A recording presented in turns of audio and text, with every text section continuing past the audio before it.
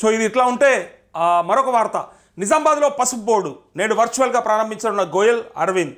Board చైర్మన్గా పల్లె గంగారెడ్డి. ఉత్తర్వులు జారీ చేసిన కేంద్ర వాణిజ్య శాఖ. నిజామాబాద్లో జాతీయ పసుపు బోర్డు మంగళవారం ప్రారంభం కానుంది. ఢిల్లీ నుంచి కేంద్ర వాణిజ్య పరిశ్రమల శాఖ మంత్రి పీయూష్ గోయల్ వర్చువల్గా ఈ బోర్డు ప్రారంభించనున్నారు. ఈ కార్యక్రమంలో గోయల్తో పాటు నిజామాబాద్ ఎంపీ అరవింద్ పాల్గొంటారు. బోర్డు చైర్మన్గా నిజామాబాద్ జిల్లా అంకాపూర్ వాసి బీజేపీ సీనియర్ నేత పల్లె గంగారెడ్డిని కేంద్రం నియమించింది అంటూ మొత్తానికి పసుపు బోర్డు వచ్చిందయ్యా. పసుపు బోర్డు ఇక వచ్చింది. సరే, ఇక దీని గురించి చెప్పాలంటే శాంతాడంతుంది దీని భారతం. చెప్పాలంటే ఎప్పుడు వస్తుందని చెప్పిండ్రు, ఎవరు హామీ ఇచ్చిండ్రు, ఎవరు బాండ్ పేపర్ రాసి ఇచ్చిండ్రు, ఏమైంది అనేది ఒక పెద్ద లెక్కనే ఉంటుంది దీనికి. ఈ మేరకు కేంద్ర వాణిజ్య శాఖ ఉత్తర్వులు జారీ చేసింది. పసుపు బోర్డు ప్రారంభోత్సవానికి సంబంధించి తెలుగులో రూపొందించిన ఆహ్వాన పత్రికను ఎంపీ అరవింద్ ఆఫీసు సోమవారం మీడియాకు విడుదల చేసింది. కాగా తనను ఎంపీగా గెలిపిస్తే నిజామాబాద్కు పసుపు బోర్డును తెస్తానంటూ 2019 ఎంపీ ఎన్నికల్లో ధర్మపురి అరవింద్ రైతులకు హామీ ఇచ్చారు. ఎన్ని రోజులలో? 5 రోజులలో తెస్తా అని చెప్పి అన్నాడు. స్థానిక రైతులు పూర్తి మద్దతు ఇవ్వడంతో సిట్టింగ్ ఎంపీ కల్వకుంట్ల కవితపై అరవింద్ ఘన విజయం సాధించారు. 4 ఏళ్ల తర్వాత తొలిసారి 2023 అక్టోబర్ 1న మహబూబ్ నగర్ బహిరంగ సభలో ప్రధాని మోదీ పసుపు బోర్డుపై ఏర్పాటుపై బహిరంగ ప్రకటన చేశారు. ఆ తర్వాత 2 రోజులకే అక్టోబర్ 3న గెజిట్ నోటిఫికేషన్ కేంద్రం రిలీజ్ చేసింది. కానీ నేషనల్ టర్మరిక్ బోర్డును ఎక్కడ పెడతారన్న దానిపై గెజిట్లో క్లారిటీ ఇవ్వలేదు. దీంతో బోర్డు ఏర్పాటుపై స్పష్టత రాలేదు. సోమవారం నిజామాబాద్లో పసుపు బోర్డు ప్రారంభోత్సవం జాతీయ పసుపు బోర్డు చైర్మన్ను కేంద్ర వాణిజ్య పరిశ్రమల శాఖ ప్రకటించింది అంటూ ఇక ఇది మీ అందరికీ కూడా గుర్తుండాలి. ధర్మపురి అరవింద్ ఎంపీగా పోటీ చేసే ముందు ఆయన చెప్పినటువంటి మాట, ఇచ్చినటువంటి బాండ్ పేపరు 5 రోజులల్లో నేను తీసుకొస్తా అని చెప్పిండు. అప్పుడు 5 రోజులలో తీసుకొస్తా అని చెప్పి ఎన్ని రోజులు పట్టింది అనేది ఇప్పుడు ఇవాళ చూస్తున్నాం. బట్ ఆనాడు ఆయన చెప్పేటప్పుడు ఒకసారి చూడండి ఏం చెప్పిండో ప్రజలకు తెలవాలి. అంటే నాయకులు అనేటోళ్ళు ఏం చేస్తారనేది ఒకసారి చూడండి. వాళ్ళ మాటలు, వాళ్ళ ఉద్దేశాలు అర్థం కావాలి మనకి. ఆ రోజు ఒక టీవీ ఛానల్ ఇంటర్వ్యూలో ఇవాళ సంక్రాంతి పండుగ కాబట్టి యాదికి వచ్చింది నాకు. సంక్రాంతి అన్నాడని చెప్పి సంక్రాంతి పండుగ కాబట్టి ఈ పండుగకి సంబంధించి అంతకు మించి ఇస్తారో ప్రజలకి మీరు స్పష్టత ఇస్తే తొందరలేదు సార్. ఎప్పట్లో తొందరలో అంటే మరొకసారి చెప్తారు మా అంటే నేను ఆల్రెడీ చెప్పినా మొన్న సంక్రాంతికి 10 రోజులు అటు ఇటు చేసేస్తాను. అంటే 5 రోజులు అన్నారు కదా, కాలేదు. ఏ సంక్రాంతి తెలుసా? ఇది 2019 సంక్రాంతి ఆయన చెప్పింది. అంటే 19 అయిపోయాక ఎలక్షన్ అయిన తర్వాత. అయితే 2019లో చెప్పినటువంటి మాటకి ఇలా 25 సంక్రాంతికి వచ్చింది ముచ్చట మొత్తానికి. అంటే నాయకులు అనేటోళ్ళు ఆనాడు ఓట్ల కోసం ఏమైనా చెప్తారు, ఏదైనా చేస్తారు. తర్వాత బాండ్ పేపర్ రాసిచ్చిండు ఈయన పసుపు రైతులకి.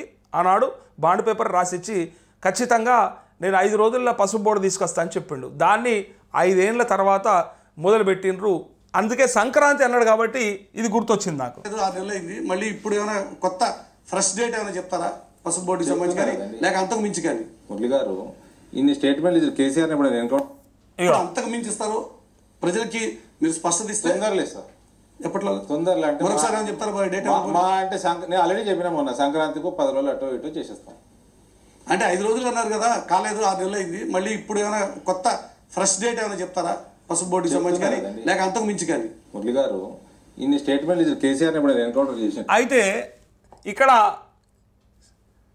చేయడం చేతగాని దద్దమ్మలు నాయకులు అని ప్రజలు అనుకునేదాకా తీసుకొచ్చిండ్రు. మాట అయితే ఇస్తారు, చేయడం చేతగా వీళ్ళకి అంత సీన్ లేదు. అరవింద్ ఆనాడు పెద్ద పీకుడు కాని లెక్క స్టేట్మెంట్లు ఇచ్చిండు కానీ ఈయనతోనంత సీన్ లేదు అని చెప్పి చాలామంది రైతులు డైరెక్ట్గా నాతో కూడా అన్నారు. నా గత వీడియోలలో కూడా ఉంటుంది. అక్కడ పబ్లిక్ టాక్లో కూడా చాలామంది అరవింద్ను మామూలుగా తిట్టలేదు. ఎందుకు తిట్టిండ్రు అంటే ఆయన మాటల అహంకారం, ఆయన చెప్పినటువంటి ఆ బిహేవియర్ ఎట్లా ఉందంటే 5 రోజుల్లో వస్తుంది, 6 నెలల్లో వస్తుంది, ఈ సంక్రాంతి పండుగకు వస్తుంది అనుకుంటా ప్రజలని అట్లా మోసం చేసే పద్ధతిలో ఆనాడు ఇచ్చినటువంటి స్టేట్మెంట్లు. వస్తే వస్తుందని, ఎప్పుడు వస్తుందో ఒక క్లారిటీ, లేదా డిలే అయితే డిలే అవుతుందని ఇట్లా చెప్పాలి. కానీ అడిగిన జర్నలిస్టు మీదనే రిటర్న్గా ఎన్కౌంటర్కి రీకౌంటర్ చేస్తానని అన్నట్టుగా ఆయన బిహేవియరు. సరే, నాయకులు మేము చెప్పంగానే అయిపోతాయా అని అనేటోళ్ళు కూడా ఉంటారు. మళ్ళీ ఇదొకటి ఉంటుంది. ఇట్లా అయిపోయిన తర్వాత ఒకటి చేయాలి, ఇచ్చిన మాట ప్రకారం అన్నీ బరాబర్ చేయాలని ప్రజలు ఎక్స్పెక్ట్ చేస్తారు. అట్లే జర్నలిస్టులుగా మేము కూడా అడుగుతాం ప్రజల తరపున. కానీ ఇక్కడ వాళ్ళు ఏం చెప్తారంటే ఎప్పుడో ఒకప్పుడు ఏదో ఒక నాటికి వచ్చింది కదా, 5 ఏళ్ళకైనా సరే వచ్చింది కదా అనేది వాళ్ళ వర్షన్ ఉంటుంది. ఇప్పుడు అంతకంటే కేసీఆర్ చెప్పినటువంటి అన్నీ వచ్చినాయా మరి? వాటినన్నింటినీ మీరు అడిగినరా? డబుల్ బెడ్రూమ్లు ఏమాయ్, దళిత ముఖ్యమంత్రి ఏమాయ్, 3 ఎకరాల భూమి ఏమాయ్, రిజర్వేషన్లు ఏమాయ్, నిరుద్యోగ భృతి ఏమాయ్ అనుకుంటే ఇట్లా వాళ్ళు అంటారు అన్నట్టు. అవి అడిగినరా మీరు అంటారు. మేము వాళ్ళను అడుగుతాం, మిమ్మల్ని అడుగుతాం, మాకేం తేడా ఉండదు. కానీ ఇక్కడ 5 ఏళ్ళైనా సరే వచ్చింది కదా అని అంటారు. అయితే ఆ సంక్రాంతికి రావాల్సినటువంటి పసుపు బోర్డు ఈ సంక్రాంతికి వచ్చింది అంటే ఆకలైనప్పుడు అన్నం పెట్టకుండా కడుపు నిండో లేకపోతే సచ్చినాకనో ఎండిపోయి చచ్చిపోయినాకనో ఎప్పుడో లాస్ట్కు పెడతామంటే కుదరదు కదా. ఎప్పుడైనా సరే నాయకులు ఏదైనా హామీలు ఇచ్చే ముందు, వాగ్దానాలు చేసే ముందు, బాండ్ పేపర్లు రాసిచ్చే ముందు ఒకసారి తలకాయలో గుజ్జుతో ఆలోచించి ఇవ్వాలి. ఇది అవుతుందా కాదా, ఎప్పటిలోపు అవుతుంది, నీ పరిధిలో ఉండే అంశమా కాదా, నువ్వు ఒక ఎంపీగా మరి నువ్వు తలుచుకుంటే చేయగలుగుతావా లేదా, మరి ప్రధాని తలుచుకుంటే అవుతుంది అనుకున్నప్పుడు మరి తనను ఒప్పించుకొని తనతో మాట్లాడి తనతో హామీ తీసుకున్న తర్వాతనే నువ్వు చెప్పినవా అనేది కూడా ఒకసారి క్లారిటీ ఉండాలి. అది లేకపోగా ప్రయత్నం చేసి రైతులంతా రోడ్ల మీదకి వచ్చి ఆనాడు పసుపు రైతులంతా కూడా మళ్ళీ నీకు వ్యతిరేకంగా నామినేషన్ వేసేదాకా తీసుకొచ్చుకున్నావంటే ఎవరిని తప్పిదం ఇది? ఎవరిని తప్పిదము? అందుకే ఏదో అంటే ఇక ఎట్లా ప్రజలు ఏ చెప్పినా నమ్ముతారని చెప్పి ఏది పడుతుంది హామీ ఇచ్చేసి తర్వాత ఓట్లన్నీ పడ్డాక ఎంపీగా గెలిచినాక ఇక ఇప్పుడు వస్తుంది అప్పుడు వస్తుంది మాపు వస్తుంది రేపు వస్తుంది అనుకుంటా తమాషాలు ఆడితే ఏం చేస్తారు? మొన్న ఎమ్మెల్యేగా ఓడగొట్టిండ్రు, ఎమ్మెల్యేగా ట్రై చేస్తే ఎమ్మెల్యేగా ఓడగొట్టారు, మళ్ళీ ఎంపీగా గెలిచిండు, అది వేరే విషయం. బట్ ఎమ్మెల్యేగా అయితే ఓడిచ్చారు కదా, ఎవరో ఓడించలేరు, పసుపు రైతులే ఓడిచ్చారు. అది కూడా నీ అహంకారపూరితమైనటువంటి మాటలతోనే తప్ప ఇంకొకటి కాదు.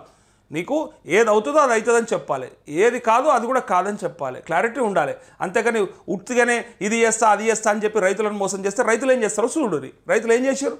మళ్ళీ పసుపు బోర్డు గెజెట్ రిలీజ్ అయితే తప్ప మళ్ళీ నీకు ఓట్లేసి మొన్న ఎంపీగా గెలిపేయలేకపోయినారు. అంతకంటే ముందు అందుకే మిమ్మల్ని ఓడిచ్చారు ఎమ్మెల్యేగా. అయితే ఇక్కడ పసుపు రైతుకే చైర్మన్ పదవి, జాతీయ పసుపు బోర్డు చైర్మన్గా బీజేపీ సీనియర్ నేత పసుపు రైతు పల్లె గంగారెడ్డిని కేంద్రం నియమించింది. ఈ పదవిలో గంగారెడ్డి 3 ఏళ్ల పాటు కొనసాగుతారని ఉత్తర్వులు వెల్లడించింది. కాగా ఆర్మూర్ మండలం అంకాపూర్ గ్రామానికి చెందిన పల్లె గంగారెడ్డికి రైతు కుటుంబానికి చెందినవారు. ఆయన నిజామాబాద్ జిల్లా బీజేపీ ప్రెసిడెంట్గా సేవలందించారు. ఏపీ సీడ్ కార్పొరేషన్ డైరెక్టర్గా పనిచేశారు. పల్లె గంగారెడ్డి ప్రస్తుతం బీజేపీ రాష్ట్ర సెక్రటరీ పదవిలో కొనసాగుతున్నారు. బీఎస్సీ అగ్రికల్చర్ పూర్తి చేసిన ఆయన ప్రస్తుతం వ్యవసాయం చేస్తూ గ్రామంలోనే ఉంటున్నారంటూ ఇక సంక్రాంతి కానుకగా పసుపు బోర్డు అని కిషన్ రెడ్డి చెప్తా ఉండు. తెలుగు రాష్ట్రాలతో పాటు యావత్ దేశానికి కేంద్ర ప్రభుత్వం సంక్రాంతి కానుకగా ఈ సంక్రాంతి 5 సంక్రాంతుల కింద పోయింది. అందుకే అంటా ఉన్నా 5 ఏళ్ల కింద రావాల్సినటువంటి సంక్రాంతి ఇప్పుడు వచ్చింది.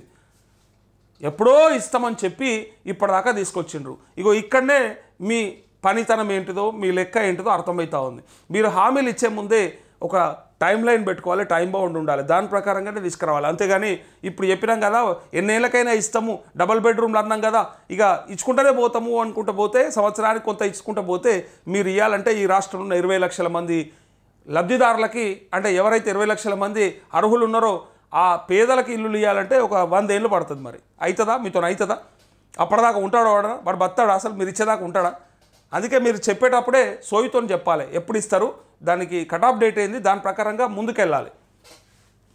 అందిస్తుందని కేంద్ర మంత్రి కిషన్ రెడ్డి అన్నారు. నేటి నుంచి పసుపు బోర్డు నిజామాబాద్ కేంద్రంగా కార్యకలాపాలు ప్రారంభించనుందని వెల్లడించారు. ప్రధాని మోదీ ఇచ్చిన హామీని నిలబెట్టుకున్నారంటూ దీన్ని ఏర్పాటు చేశారని తెలిపారు. రాష్ట్ర ప్రజల తరపున ప్రధానికి ధన్యవాదాలు తెలియజేస్తున్నారని చెప్పారు. సంక్రాంతి అంటేనే రైతుల పండుగని గ్రామాల్లో జరిగే వేడుక అన్నారు. ఢిల్లీలో తొలిసారిగా తన అధికార నివాసంలో సంక్రాంతి వేడుకలు నిర్వహించడం సంతోషంగా ఉందని అన్నారంటూ ఇది పసుపు బోర్డుకు సంబంధించినటువంటి వార్త.